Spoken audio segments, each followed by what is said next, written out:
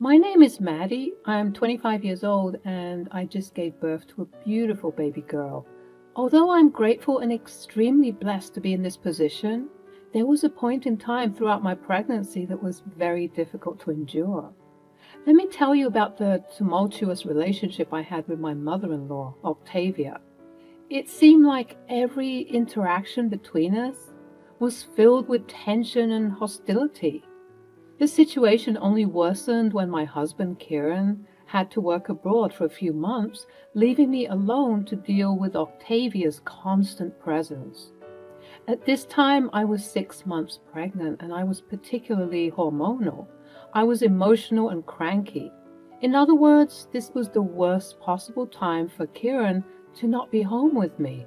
But alas, he had to leave for a couple of months on a business excursion. It's only going to be 2 months. I'll be back in time for the birth, babe. Don't worry.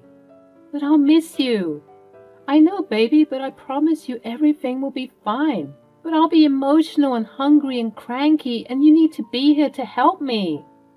I know, my love. I'm so sorry. I'll do my best to get back to you as soon as possible, okay? I'm getting a flight back home the second I'm done with everything. Fine. And I'm also going to tell my mom to come and live in the house so that she can take care of you. What? Why? Well, because I want to make sure you're okay. Okay, but why didn't you ask Stacy, Julie, or any of my other friends to stay over instead? Because none of them have had kids yet. I asked my mom to come over because she's been down this road before many times. She'll be able to put you at ease. Fine, whatever, but I won't like it. That lady hates me. She doesn't hate you. You just don't see eye to eye on many things. And you think it's a good idea to leave me in her care? I know she's going to take good care of you, babe, because she cares about you, even if you don't agree with each other. Even though you might not like each other, she certainly loves you. Fine, okay, whatever. Just hurry up and come home, okay? Yes, ma'am. Not long afterward, Kieran left for the airport, leaving me behind with my mother-in-law, Octavia. As I mentioned previously, our relationship wasn't the greatest, but I trusted my husband's judgment, which turned out to be a big mistake that almost cost me and my baby's life. A couple of hours after Kieran left for the airport, Octavia arrived at my home. When she saw me, instead of greeting me or saying anything else, she said, "My goodness, you look like a whale." Thanks. Just the perks of being pregnant, I guess. Oh, no, honey, absolutely not. This is not the way you should be looking. What do you mean? Being pregnant isn't an excuse to be fat. I couldn't believe what I was hearing. When she said that, I had a looming feeling that her presence would cause nothing but chaos, and unfortunately, I was right. Being 6 months pregnant, I was naturally gaining weight as my body adjusted to nurturing a growing life inside me. However, Octavia simply couldn't comprehend this simple fact. I tried explaining it to her as she got inside the house and settled down, but she simply wasn't having any of it. You kids and your lies. Nowadays it seems like you think you have an answer to everything, but I'm telling you this wouldn't be happening back in my day. You mean to tell me that nobody back in your day wouldn't gain any pregnancy weight? Nope, and we'd all be working right after giving birth too. No breaks. That isn't something to flaunt, Octavia. It sounds quite sad. I wish that you rested and got time to be with your babies in the proper way. Nonsense. You don't need to do those things. Yes, you do. Studies show that spending time with your newborn leads to, oh, there you go again with your stupid stats and studies. Let me tell you something. These scientists don't know anything. They're lying to you. Right. Anyways, I'm feeling a bit tired, so I'm going to lie down. Darling, that's your problem right there. You need to be moving around if you want to lose that weight. It's not good for your body to just lay down all the time. You have to get up and get moving. My doctor told me that. Your doctor doesn't know anything. Pardon? I'm just saying that perhaps he doesn't know what he's talking about. Well, she said that it's recommended for me to rest because I have a high-risk pregnancy. What's high risk? What does that mean? It means I'm susceptible to encountering problems in my pregnancy. Aha! You see, the reason for this insurgence of women with complicated pregnancies is that you ladies don't move. You keep getting fatter and fatter, which causes complications. You need to. At this point, I began to drown her out with my thoughts. This was what I would do when she was going on one of her particularly long rants. It seemed like the more you argued with her, the more she wanted to fight back. And I didn't have the energy to deal with that, especially when I was a swollen, aching, emotional mess. Octavia had a small frame herself and hadn't gained much weight during her own pregnancy with Kieran, as well as the other pregnancies she had. But every woman is different, and our bodies respond uniquely to the miraculous process that is creating new life. But unfortunately, it appeared as though Octavia didn't get the memo. I knew that the next 2 months of her living with me were going to be hell, so I geared myself for the combat because I didn't want to cause any problems. I just needed her to help me out whenever possible. We didn't have to have such discussions if I could help it. A couple of weeks had gone by and things were decent in the house. I did my best to engage with her as little as possible, dismissing her attempts to preach to me about the latest health fad or trend that was circulating her conspiracy theory circles. I just wanted to have a smooth 2 months to not stress the baby. But boy, oh boy, did she make it extremely difficult. As much as I would try and avoid her, she was adamant in ensuring that her rants and rambles were heard by me, and sometimes I had no choice but to listen. On the days when I was practically bedridden or when I was too emotional to get up and about, she would come to my room, sit down on the bed where I was laying, and drone on and on and on about literally anything. I think she just enjoyed the sound of her own voice. It was one of those days where Octavia, having nothing better to do, would come and disturb me when I was trying to sleep. I was already feeling sick and cranky, and honestly, I just wanted to lay in bed like a little gremlin. I think we all deserve to have those days from time to time, pregnant or not. Well, Grandmother Octavia certainly wouldn't agree with me.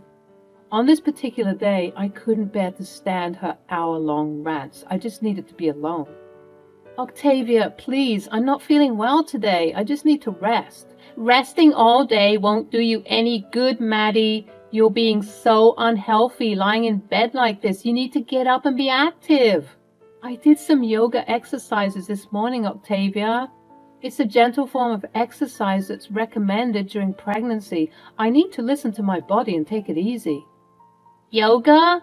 That's not enough. I don't trust those things. You need to do more. Sweat it out and burn those calories. You're becoming a lazy, self-indulgent woman. Leave me alone, Octavia. I'm pregnant and I'm tired. I don't need your constant criticism and negativity. When I said this, Octavia's face twisted into pure anger. She looked as if I had killed her entire family. Oh, listen to the fat, lazy woman whining. You're just using your pregnancy as an excuse to eat and be lazy. If you keep this up, your baby will be fat, greedy, and lazy just like you. I was so shocked. I couldn't believe that she said that to me. Imagine telling a woman in my state something so horrible as this. I began to sob, wondering why she was always so cruel and menacing. How can you say such horrible things to me? I'm doing my best, and all I want is some support and understanding. Support? You don't deserve any support if you're going to let yourself become even more obese than you already are. You need my help, Maddie, whether you like it or not. Stop it, Octavia. Your words are hurtful and untrue. I don't need your help if it comes with insults and negativity. Just leave me alone. You think crying will solve everything? You're just feeling sorry for yourself. If you don't change, you'll end up as a fat, miserable woman, and your child will suffer because of your laziness and lack of discipline. How can you say that? I'm trying my best. But your constant criticism is breaking me down. I don't want to hear any more of your hurtful words. Octavia's words escalated into a whirlwind of insults and cruelty. Instead of finding solace and understanding, I was bombarded with demeaning comments that attacked my self-esteem. What was worse, I couldn't even physically get up to leave the room if I wanted to. Octavia's relentless rambling about my weight and supposed laziness only fueled the fire of hatred and resentment that I had towards her. But on this particular day, I was left feeling even more defeated and vulnerable. I was worried for my baby. I didn't want to subject her to stress, especially with something so stupid as this. I began to severely miss Kieran. I longed for his support and acceptance during this transformative period of my life. But Octavia continued to belittle and degrade me, making me feel so terrible. After what felt like hours of Octavia berating me mercilessly, she left, and I was in shambles. I ended up crying myself to sleep that night. If you thought that that scenario was bad, just wait until I tell you about what happened going forward. In the morning, Octavia greeted me by bringing me some breakfast to my room. Still upset from last night, I barely mumbled a thank you and began to eat. As I was eating, however, I saw that the bowl of oatmeal she gave me was quite small. The portions looked like she was feeding a toddler. I assumed that she gave me this bowl just to whet my appetite, so I didn't complain then and there. But when a couple of hours had passed and she hadn't brought in any food, I concluded that she didn't want to bring me any more food. That was my only breakfast. Refusing to believe that she would be cruel enough to only feed me such a minute amount, I called her to my room. "Yes, dear?" Where's the rest of the food?" "Oh, it isn't time for lunch yet." "I know that. I'm still talking about breakfast." "Oh, sweetie, you already had your breakfast." "That was not breakfast, Octavia, and you know it. What are you doing?" "Well, I just took the liberty of reducing your portion sizes." "Why?" "Oh, how many times do I have to say it? You're fat, Maddie, and you need to lose weight. First of all, you are in my house, so I'll see to it that you lower your tone when you speak to me. Secondly, nobody told you to reduce my portion sizes. I'm starving. Please, can you get me some more food?" "No, absolutely not." "Excuse me? You might hate me for now, but trust me, you'll thank me in the future." "Octavia, listen to me very carefully." "No, you're the one who needs to listen to me. Kieran put me in charge here." "He did no such thing. Your job was to help me, but all you've done is cause me pain." "How could you say something so rude to me after everything I've done for you?" "What exactly have you done for me, Octavia? What have you done for me other than making me miserable?" Octavia went into one of her angry rants. She was shouting at me and calling me all sorts of hurtful things, but little did she know I just went underneath the covers, put in my AirPods, and drowned her out with some music. I wasn't going to let her evil nature tear me down, but she needed to know that she was wrong for how she was treating me. After 5 minutes or so, she yanked the blankets to reveal me not listening to her, and this sent her into an even deeper rage-fueled rant about how I'm spoiled and that I have no respect for her, which was very true. It was official. This woman had gone crazy. Octavia's controlling behavior reached a new level of absurdity. She told me that from that day forward, she was going to restrict my food intake, essentially starving me in the name of maintaining a certain physique. She claimed that it was for the sake of my health and the well-being of the baby, but her actions reeked of cruelty and disdain. I was appalled and hurt by her blatant disregard for my physical and emotional needs during this vulnerable time, and I simply couldn't take it any longer. When Octavia left the room, I called my husband. I had been refraining from calling him and complaining about his mother because I didn't want to stress him out. But I decided that for the sake of our baby, he needed to know about his mother's misdeeds. "Hey, babe." "Hey, babe." "Oh, my love, what's wrong? Are you watching those rom-coms again? I told you not to watch them if they make you cry this much." "No, babe, unfortunately it's not that." "What's wrong?" "It's your mother. I have to tell you what she's been doing." I went into great detail telling Kieran about how awful Octavia was to me, and with each sniffle and sob, I could feel him getting angrier and angrier. I just feel so unsupported and I just miss you so much. I wish you were here because you're the only one who knows how to make me feel better. Baby, I'm so sorry I left you with her. Damn. I regret everything. I'm coming home. What? You heard me. I can't leave you alone with her, and I need to give her a piece of my mind. Babe, you've only been there for about a month. If you'd had told me everything that went down from the day I left, I would have told them to turn the plane around. Kieran, I'm so sorry.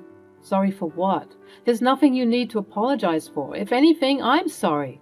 I should have done what you said and gotten one of your friends to stay with you. I'm coming home, babe, okay? You just hang in tight until I get home. I love you, and please do everything you can to eat. Order in if you need to. Okay, love you too. And with that, my loving husband was on his way home to me. I was elated, but I was mostly relieved to know that I wouldn't have to live with that woman any longer. I tried my best to avoid talking to Octavia when she attempted to try her lengthy and boring conversations, but I would always pretend I was fast asleep. When she went to run errands, I got up and managed to prepare a meal for myself. I was so glad that things were looking up for me and my baby, and that we'd no longer be stressed out by the evil Octavia. The next day, Kieran arrived home, and I greeted him at the door. Where is she? She's in the kitchen. Kieran? What are you doing at home so soon? Why have you been treating my wife like this? What's wrong with you, Ma? She's pregnant. What are you talking about? You know exactly what I'm talking about. Maddie told me how you've been abusing her for the past month. Well, I haven't been abusing her as she's trying to insinuate. I've just been giving her friendly advice. You call calling me greedy, lazy, and all those other horrid things you said friendly advice? You're sick. How dare you speak to me that way? Kieran, you're going to let her speak to me that way? Yep. She's carrying my child. She's entitled to whatever she wants, whenever she wants it, without so much as a sigh. I made a grave mistake in trusting her in your care. Get out. What? You heard me. Get out of my house. Since you want to be so toxic, even going as far as trying to starve my pregnant wife, you don't need to be here. You don't need to be anywhere near this family. When this baby is born, you're not going to be there. Kieran, how could you say those things to me? I would never speak to you that way. But you don't mind being evil and rude to my wife. I checked the security camera footage, Mom. You said some awful things, and for that, I can never forgive you. After Octavia was kicked out of the house, her reign of control and cruelty was finally put to an end.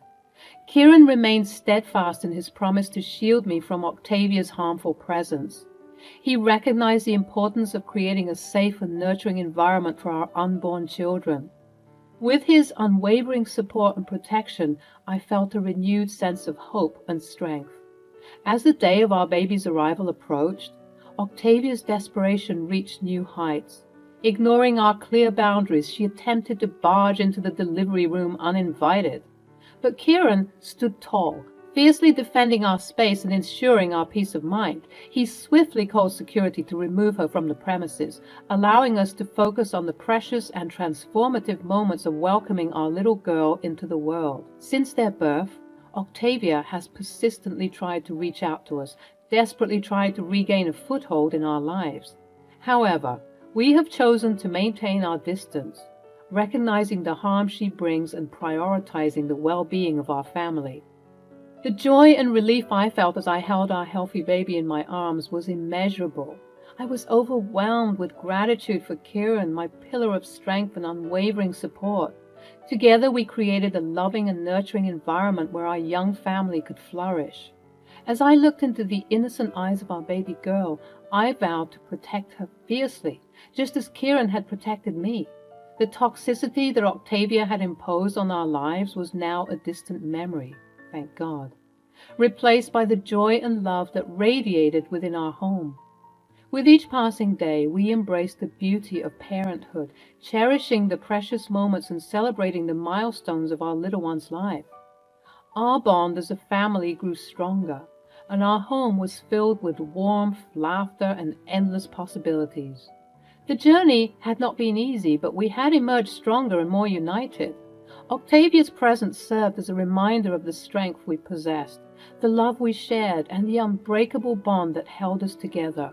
In the end, we chose to surround ourselves only with positivity, love, and those who truly uplifted us. Our focus remained on nurturing our child, creating a safe and nurturing environment, and embracing the joy and wonder that parenthood brought. I felt blessed to have Kieran by my side, supporting and protecting us through every twist and turn. Together, we embarked on this beautiful journey, ready to embrace all the adventures and joys that lay ahead.